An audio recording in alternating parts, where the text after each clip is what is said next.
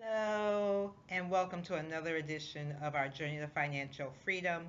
I am Sheila Wilkinson-Sanders, and today we are continuing on our journey building wealth.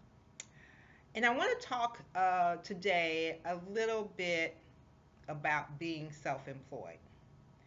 I have spoken to many of you who are Uber drivers and Lyft drivers, and in almost every case, you did not think of yourself as being self employed, which was very disturbing to me. And for those of you who did think of yourself as being self employed, you weren't thinking as a wealth minded self employed person. So I want to talk a little bit today about Uber drivers, but more specifically and more importantly about being self employed. And I want to remind you that moving from being a poor minded or middle class minded individual to a wealth minded and a wealthy person is a process. And I've reminded you several times it's not, an overnight process. It is something that happens over time. And so one of the things that you want to do is, we talk about, when you're raised as a child, you're raised to what? Go to school, get an education, get a job. But for the wealthy person, they're raised to go to school, get an education, start a business, invest, be wealthy. So you've been ingrained a certain way your entire life, and now you're learning that maybe that wasn't the way that you wanted to move forward in your life in order to be wealth minded, in order to be wealthy. And so it's a process. When you've been doing something a certain way, it takes time in order to change over to a different way of thinking. So, we talk about the different quadrants. You move from that quadrant of being an employee with a boss to the quadrant of being self-employed, where you're your own boss, to the quadrant of being a business owner, where you're not only your own boss, but you're not dependent on yourself for your income. And then finally, to that ultimate quadrant of being an investor, where you make money every day, whether you do anything, whether you get up, whether you don't get up, whether you work, whether you don't work. That's the ultimate goal. So when we talk about Uber drivers or Lyft drivers or anything where you get a 1099, where you are an independent contractor, you are self-employed. And what that means is that now you control your income as opposed to some outside force controlling your income, controlling when you work and when you don't work. As a self-employed individual, you decide, you have that freedom. Remember, wealth is about being financially free, being able to do what you want when you want. So when you move from being an employee to being self-employed, you're starting to feel, you're starting to understand what it means to be able to do what you want when you want.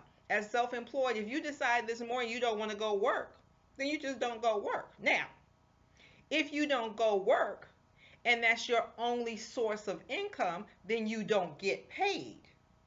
So that's why it's important to have multiple streams of income.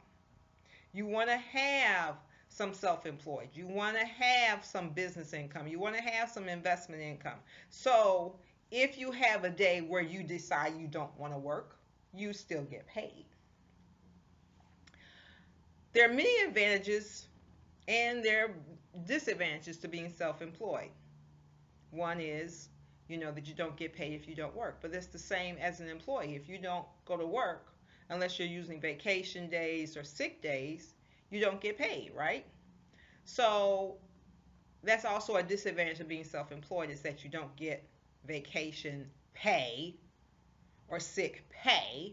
You can take off vacation, you can take off for sick, but unless you have a fund set up for those specific purposes, then you won't get paid on those days. But it's also an advantage in that you can do it when you want. You don't have to go and ask your boss, or you know um, configure your schedule with your fellow employees' schedules in order to do that.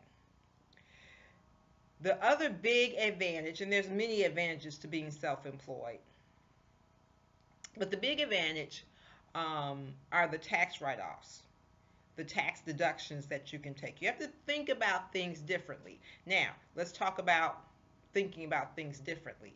So, as an employee, your employer shares certain expenses with you, like Medicare, Social Security, employment tax. Now, all of that you're responsible for.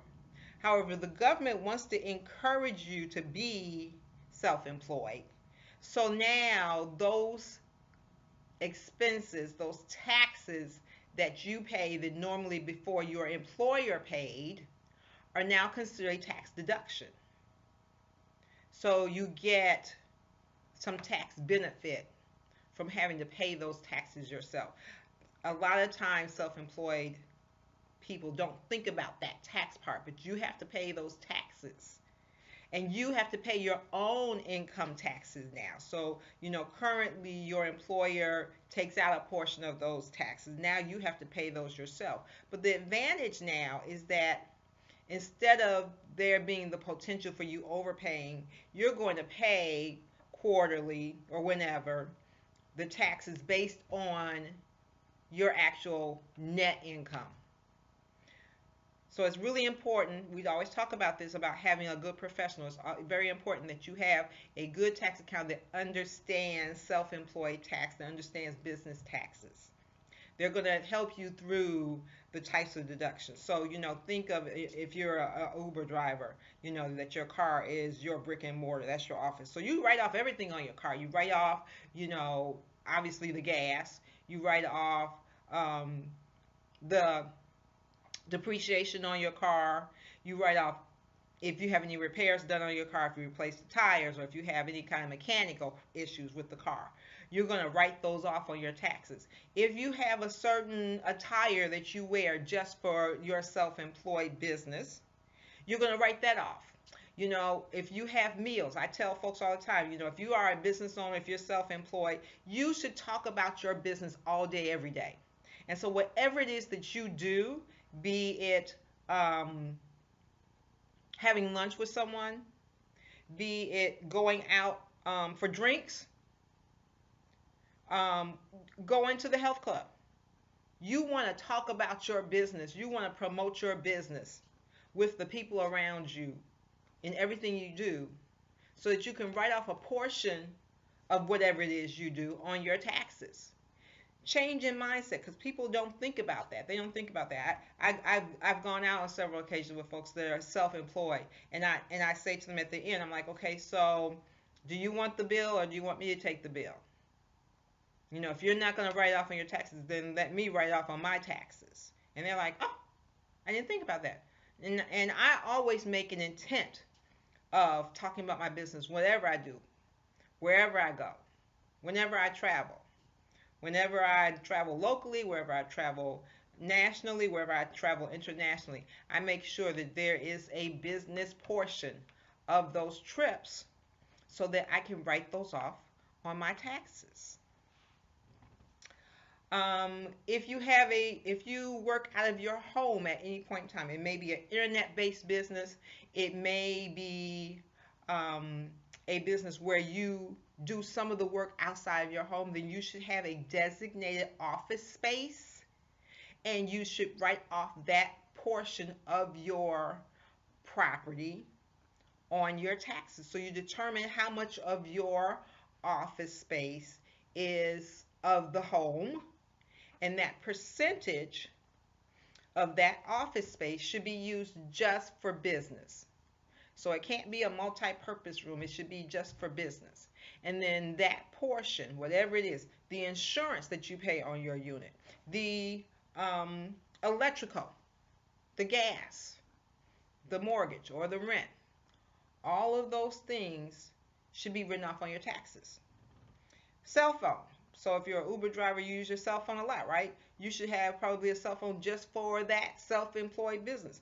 And that expense is written off on your taxes. Internet, computers, tablets. Think about everything you do and what portion of that do you use for your business, and you should write that off on your taxes.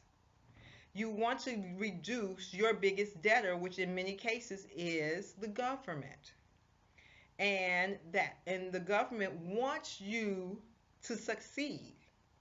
And so there are write-offs out there specifically for you. So I hope this has been beneficial to you. I hope it's been helpful. I want you to start thinking wealth-minded. So if you're still an employee and you haven't moved anywhere toward that investor, I want you to start by thinking about being self-employed. If you want to start a business, and we've been talking about that, you start to test out that business as a proprietor, as an entrepreneur, as a self-employed person. And you can start to then put together your startup budget, tax write-off, your marketing, tax write-off, your research and development expenses, tax write-off, and even start to earn income while you're developing the business. If you have any questions at any point in time, you always feel free to email me or call me or text me or whatever the case may be. Facebook me. I don't tweet anymore, sorry. But feel free to help me help you. Remember to stay faithful. Remember to stay focused. Remember to stay committed. I'm Sheila Wilkinson-Sanders, and I hope we all have a wonderfully blessed and supreme week.